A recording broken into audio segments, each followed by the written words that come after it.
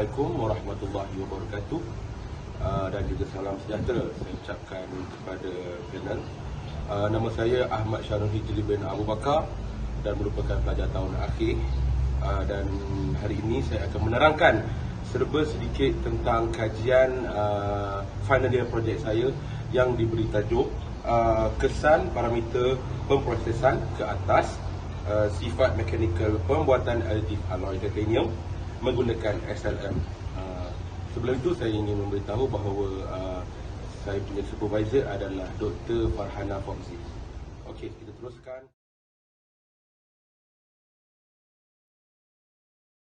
Okey, kita teruskan kepada abstrak. Okey, kajian ini dijalankan untuk mengkaji kesan parameter pemprosesan ke atas sifat mekanikal sampel titanium alloy yang dicetak menggunakan kaedah selective laser melting. Bahan yang digunakan dalam kajian ini adalah serbuk titanium alloy grade 23. Titanium alloy sangat ideal digunakan dalam teknologi SLM kerana bahan tersebut mahal dan sukar diproses menggunakan kaedah tradisional ataupun kaedah konvensional. Kaedah SLM juga dapat menghasilkan bentuk geometri yang kompleks dalam waktu yang sangat singkat. Okey, dalam kajian ini 4 parameter, saya menggunakan 4 parameter yang diambil kira. Yang pertama, ketinggian lapisan. Yang kedua, jarak hatch. Yang ketiga, kelajuan pengimbas.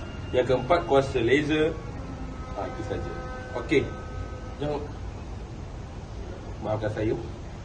Okey, dalam kajian ini juga ujian tengangan dan juga ujian kelenturan dan ujian mikro kekerasan digunakan untuk mengenal pasti sifat mekanikal bahan tersebut.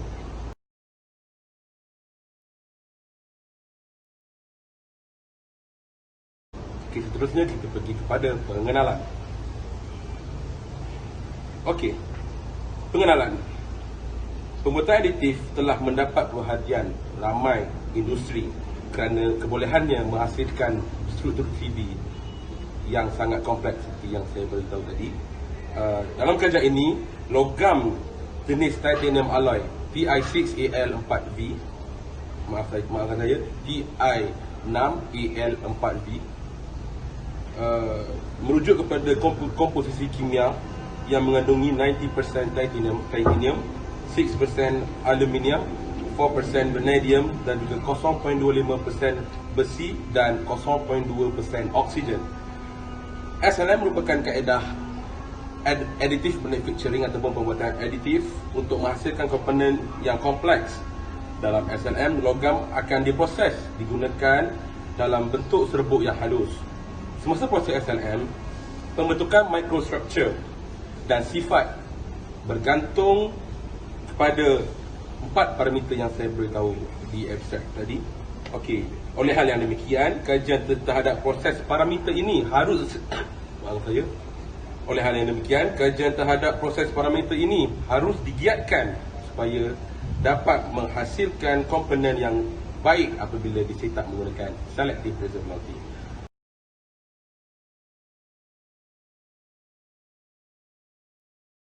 Seterusnya kita teruskan kepada permasalahan kajian. Dalam kajian saya mempunyai 2 permasalahan kajian. Yang pertama, pencetakan 3D menggunakan logam merupakan alternatif baharu yang boleh menggantikan kaedah konvensional. SLM akan digunakan dalam kajian ini kerana tiada lagi proses lepas yang dapat menghasilkan komponen 3D yang sangat kompleks. Nombor 2, kajian ini memfokuskan dalam mengenal pasti aspek pembuatan yang akan mempengaruhi kualiti dan microstructure TI6AL4V, seterusnya mempengaruhi sifat mekanikal bahan tersebut.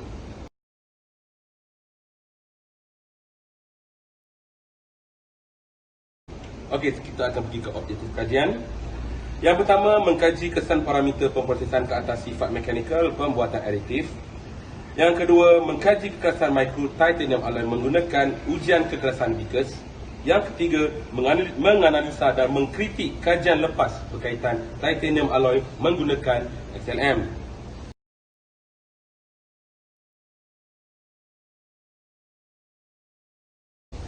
Okey, di sini kita boleh lihat metodologi saya. Saya menggunakan flowchart ataupun carta alih supaya lebih mudah dipahami. Okey, di atas sana serbuk titanium alloy grade 23.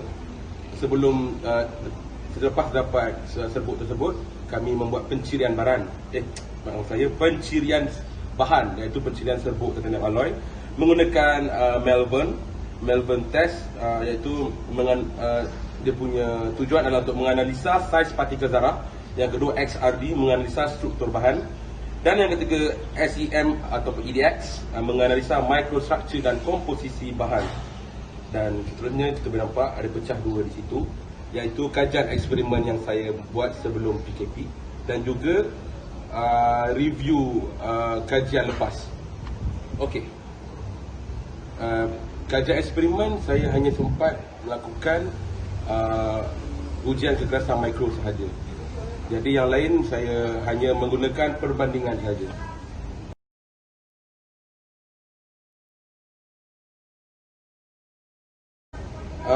Okey, seterusnya kita teruskan kepada keputusan dan perbincangan. Okey, eksperimen yang saya lakukan iaitu micro hardness menggunakan Vicus, iaitu parameter. Parameter ada 3 parameter yang dipilih, iaitu yang terbaik, yang sederhana dan juga yang paling teruk, yang paling rendah, iaitu P4 terbaik, P6 sederhana dan juga P2 yang paling rendah. Sebenarnya saya telah melakukan ujian kekerasan mikro ini mempunyai total parameter iaitu P sampai P6, P1, P2, P3 sampai P9. Jadi saya pilih 3 yang terbaik. 3 yang boleh dibezakan. Okey, kita boleh tengok di situ dia punya jarak hash semua nilai-nilai tersebut. Dan yang saya ulang balik, yang terbaik adalah P4 kerana nilai HV dia adalah tertinggi antara yang lain. Okey, seterusnya kita boleh tengok review kajian lepas. Kajian lepas daripada Jiang Wei Liao et al. Kesimpulannya adalah semakin tinggi kuasa laser, semakin tinggi nilai kekerasan mikro.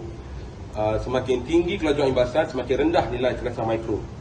Okey, seterusnya kita pergi kepada yang kedua, Snehashis et al. Mereka menggunakan kaedah yang sama seperti kajian saya, cuma parameter saja yang berbeza. Kita boleh tengok di situ parameternya. Dan dia punya kesimpulan adalah ukuran dan bilangan liang yang dihasilkan oleh kesan lubang kekunci ataupun lebih dikenali sebagai keyhole menurun pada ketumpatan tenaga berterusan, sementara kuasa laser dan kelajuan pengimbas dikurangkan. Okey, kekuatan laser dan kelajuan pengimbasan membantu mengatur masa pemejalan dan penyesukan. Seterusnya kita pergi kepada jurnal yang ketiga. Still sama, proses yang sama, kecuali parameter yang berbeza. Okey. Kesimpulannya adalah perundungan keliangan dapat dilihat apabila peningkatan kelajuan imbasan berlaku. Kekuatan tegangan bahan yang diproses SLM tanpa rawatan haba lebih tinggi berbanding dengan titanium alloy tempar. Dan yang ketiga, kekuatan kemuluran dan kelesuan adalah rendah. Sebenarnya kita rujukan, kita pergi kepada jurnal yang seterusnya, iaitu daripada H. Schwab et al. Kesimpulannya adalah spesimen untuk pengetahuan panel. Researcher ini menggunakan bahan yang berbeza, menggunakan TI553 steel titanium, tapi menggunakan yang berbeza, jenis yang lain, TI553. So dia punya kesimpulan adalah spesimen titanium alloy lebu SLM menunjukkan kekuatan tegangan muktamad sekitar 800 megapascal dan pemanjalan maksimum sekitar 14%.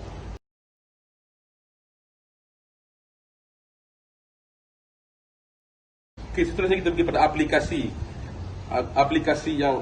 Tiga aplikasi yang berada di industri sekarang, iaitu medical implant, industri ruang angkasa dan juga industri automobil.